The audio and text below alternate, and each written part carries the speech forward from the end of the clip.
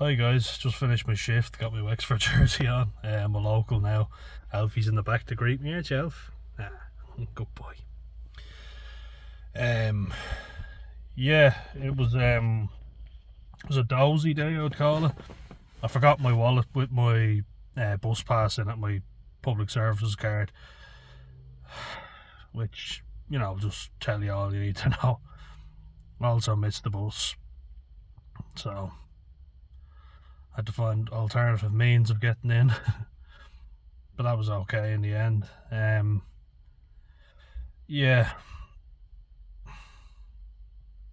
how do I even describe this? I feel like I'm getting a bit of a cold again. It keeps coming and going. Today I just sat in the room playing FIFA with the young fellas, and it was great. And I haven't played FIFA in so long.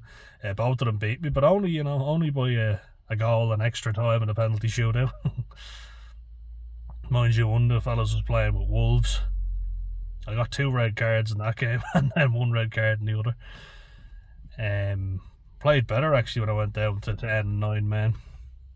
I made the mistake of taking Erling Haaland and Kevin De Bruyne off. No, I kept him on actually. I took Phil Foden off. But yeah, I'm just getting sidetracked. I've got to go see the doctor tomorrow, and I think it couldn't be better timing because just say like what's happening. Everything is going on. Everything's ruminating in my mind. As much as I fucking know it's not good for me, as much as I tried to stop it, I took part in that Silver Cloud group, which is a mental health service. I was talking about that in the short that I made earlier, but I'm just fed up, really am. Like, it's an online thing, you have a supporter with you, she checks in with you once a week, and I just did every module once a day. They reckon you do it slow and steady, but I know I was starting the job and I get sidetracked at the best of times. So I decided to get it all done as soon as possible and then check back in with it, and my supporter recommended that I do another meditation. It's 23 minutes and it's a body scan, so you're basically just scanning from head to toe and really focusing. And it does work at times, but I was too agitated today. I couldn't do it. I didn't sleep well again. I just keep getting feelings of intense guilt over every little mistake I've ever made. And I mean every little one, where I didn't call someone out for something, or I didn't stand up for somebody. Names that I was called by family members, friends who let me down and turned their back on me, and turned on me, and sided with somebody else when it suited them, but kept me around when it was convenient. And the big point that I wanted to make about the whole thing with the manosphere and saying what a good man is versus what a nice guy is. So basically, like, a nice guy will say yes to everything, and a good man will know who they are and they'll have boundaries, and you cross my boundaries and you're in for a rough one, mister. That sounds wrong, I know, but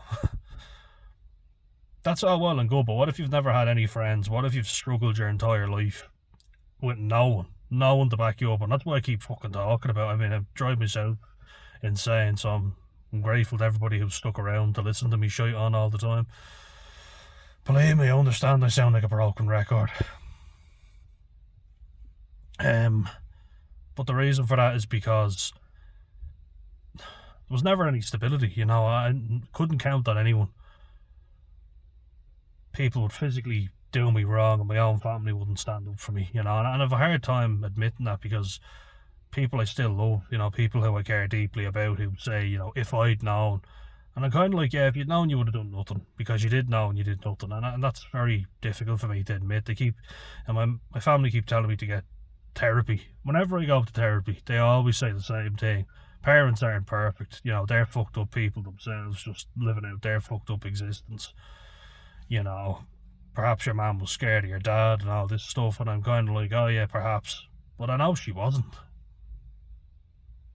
And I asked her, did dad ever hit you? Did he ever do anything to you? She said no. And I never saw it, I never experienced it. I experienced them both arguing.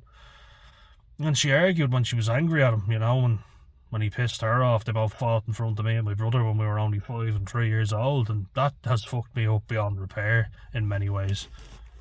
Just think, you could argue with him then, but if he throws me on the ground when I'm 9 years old and kicks the living shit out of me, and you couldn't confront them then, you know, like, oh.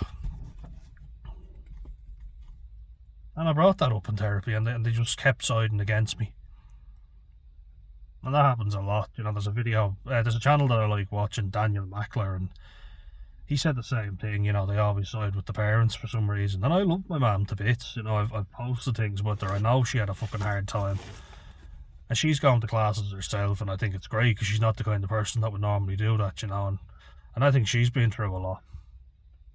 But I've shown empathy with her, you know, and I can't bring this up with her in person because I'll just be met with a brick wall of resistance. You know, of course I would, you know, how dare you. But every time she's had to, she hasn't done it. Someone hits me and assaults me with a fucking stick, and 4 times it happens. You know, and she watches, and then comes out as soon as I get the upper hand and start defending myself. I even justified it. Me and my brother were talking the other day, and he was asking, you know, how many times did Dad hit you? How many? I know he came from a fucked up family, but they just, any time I stood up for myself, they both shouted at me. They told me, stop making a fuss, stop making a scene. They told me basically to shut up, sit still and do nothing. Teachers told me I was in the wrong and made me attend manners classes, and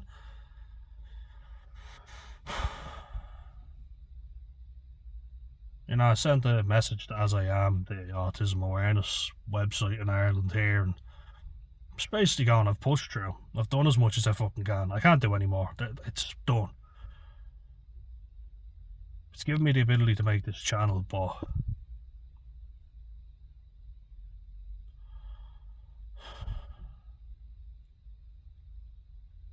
you know, I did everything everybody told me to do. I thought, stop being soft on yourself, stop giving in to yourself, you know, grow a thicker skin, just suck it up. You know, all these really useless throwaway things. I've done that my whole fucking life. The amount of times I wish I had called someone out for something now, you know, and I hate myself for not doing it. I fucking hate myself, you know. The amount of times I froze. That's why a week ago on Monday really triggered me, because it was like, this shit again. I can't fucking do it, you know, it's too much. It really is. And to go to a counsellor and go, well, maybe your parents were scared, and maybe... Well, every time I saw, you know, when my mum was pissed off at my dad, she'd fucking call him out on it, you know. Both of them hit me, you know, and I mean, if you're from a boomer generation, you're like, well, yeah, that's the norm. Alright, fair enough. That's probably like a smack, a slap. I'm kind of like, okay, I'm willing to accept that, but slapping someone and hitting them when they've been hit over the head by someone with a stick and punished, and you describe it word for word, and your justification for it is, I wanted to see how you'd react. Fucking defend me. You know, like, it's...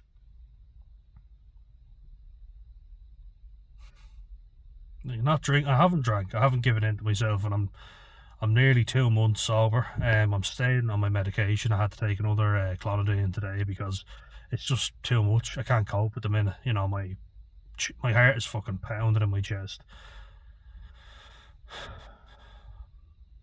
I have that little beaut in the back who is my best friend.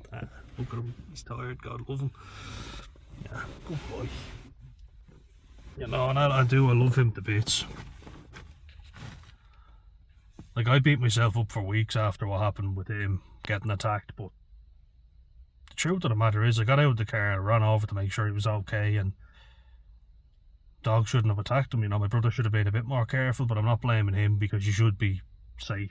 People let their dogs off. So I went and I had a row. You know, I'm rowing with a lot of fucking people lately, Jesus. Or at least having funny interactions with them. My mouth's getting very dry as I say this. The people just keep saying, oh, you're a big lad, you should do this, you know, you shouldn't let him speak to you that way, you should do this, and I just wanted to curl up into a fucking ball and die, you know. The amount of people who